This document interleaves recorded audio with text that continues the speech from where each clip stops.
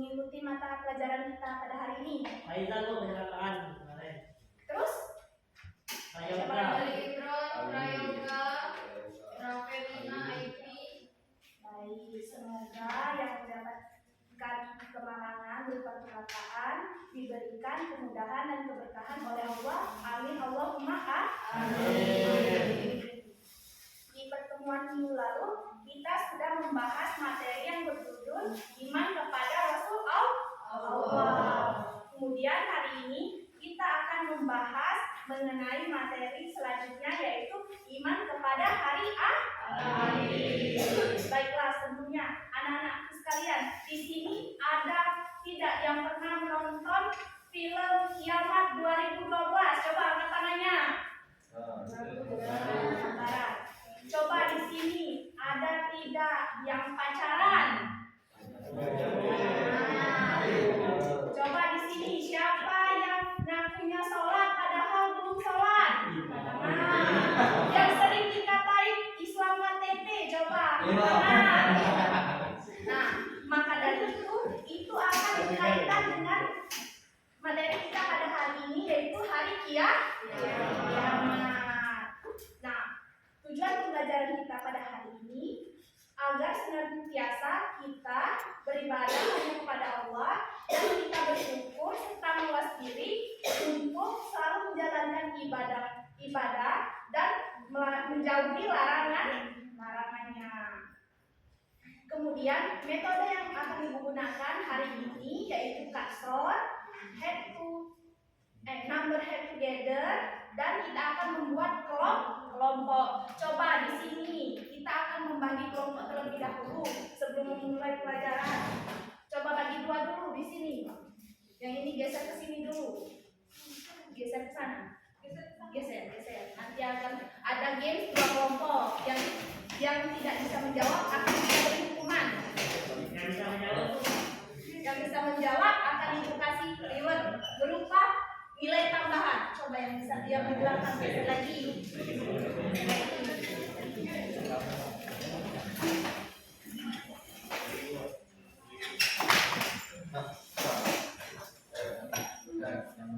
Nah, kemudian alat-alat yang tidak diperlukan seperti kotak pensil, cuma yang ada di atas meja, buku, dan perkakas tulis. Selain itu bisa diletakkan di dalam tas.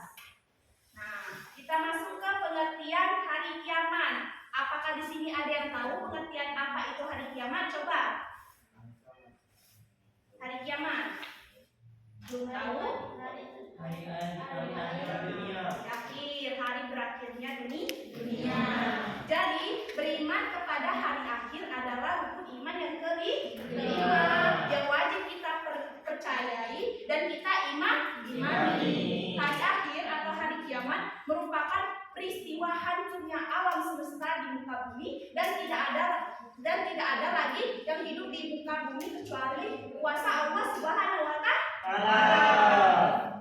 Nah, dasar hukum dari hari kiamat ini ada dua, yaitu surat Al-Hajj ayat 7 dan surat Al-Anbiya ayat 104. Kemudian ayat-ayat Al-Quran yang berkaitan dengan hari kiamat itu sendiri ada dua, anak-anakku. Ingat ya, di dalam surat Al-Qari'ah dan Al-Zalzalah.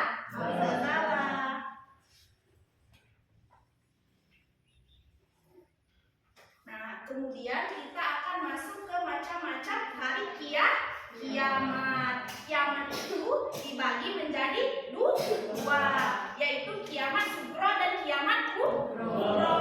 Kiamat sugro itu terjadi individu, dan kalau seandainya kiamat kubro itu terjadi semuanya, bahkan alam semesta, baik itu gunung, baik itu alam maupun laut. Nah, kita masuk ke pengertian kiamat sugro. Jadi kiamat kecil atau kiamat sugro ini terjadi di individu atau sebagian kecil seperti kematian. Jadi kematian itu termasuk kiamat sugro. Sampai sini paham mengenai makna kiamat sugro? Nah, terus kiamat kubro adalah kiamat besar yang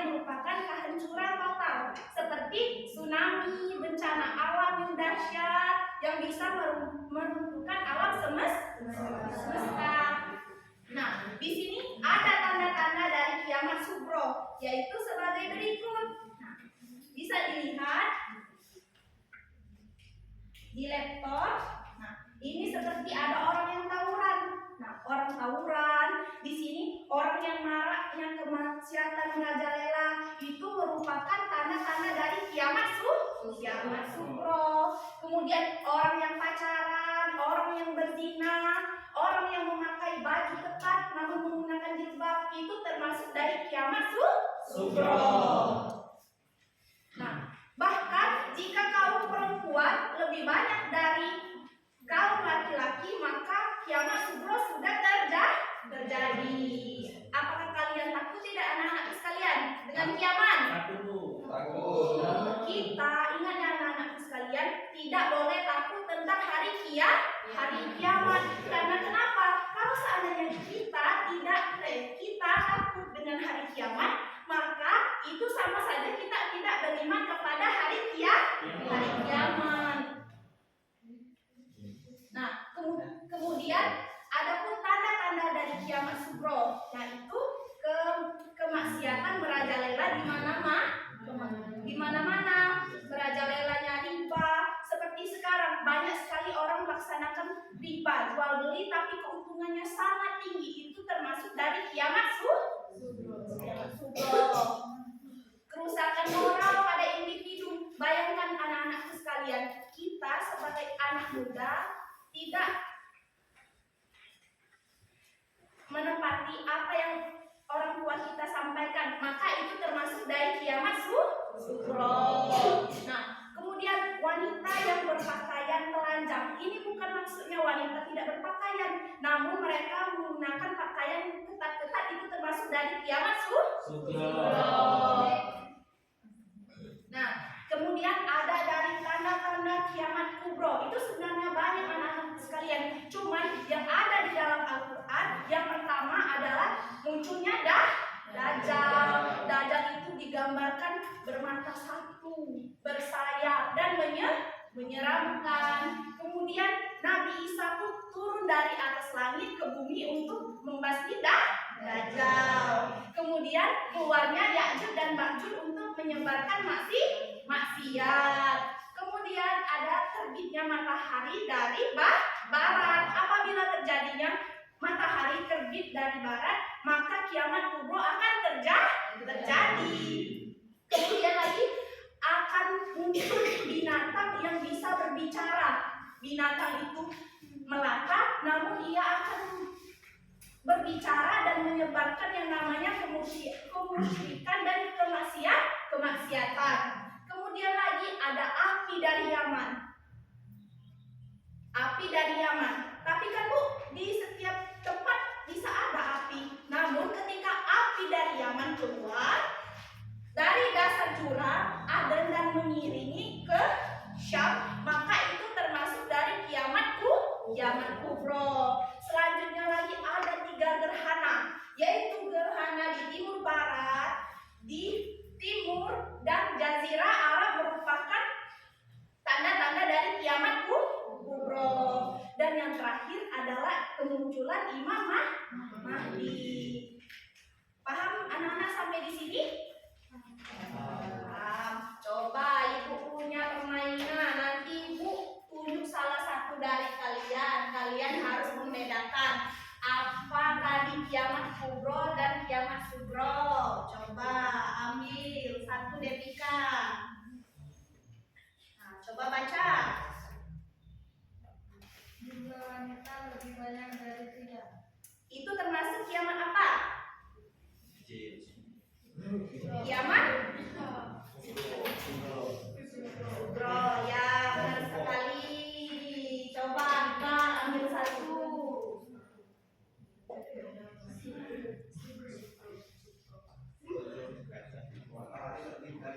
Nah, itu contoh dari tanda-tanda.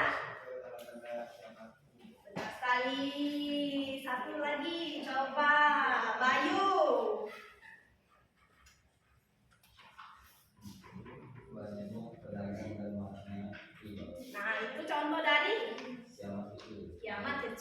kiamat sugro. Satu kali lagi, coba yang di belakang. Tigu. Siap.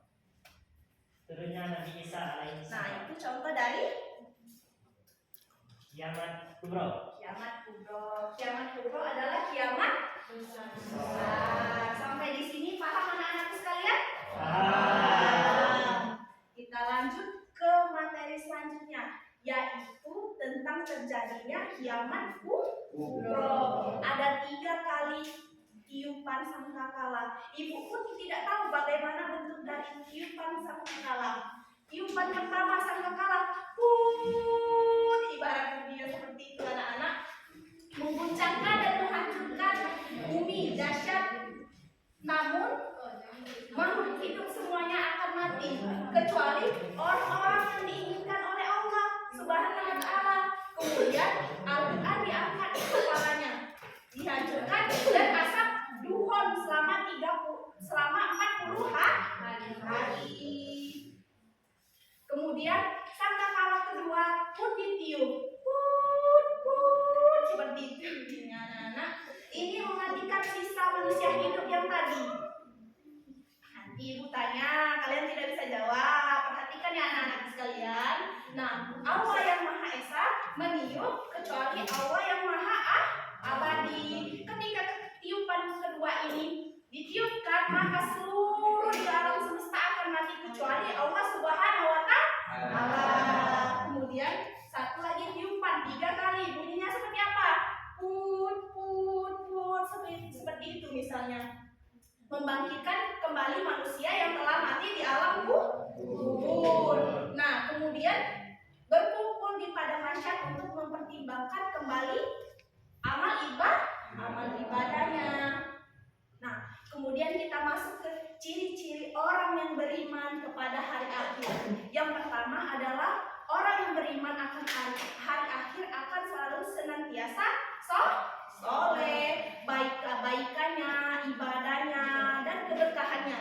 Kemudian menghindari perbuatan dosa. Orang-orang yang beriman akan senantiasa beriman dan berbuat baik. Yang ketiga, selalu bersyukur dan sabar. Orang yang beriman akan senantiasa bersyukur dan sabar ketika mendapatkan ujian. Nah, ingat ya anak-anak sekalian, kita harus sangat beriman kepada hari akhir. Bukan berarti kita harus takut kepada hari akhir, tapi kita beriman dan menjauhi segala larangannya, serta kita harus beribadah kepada Allah.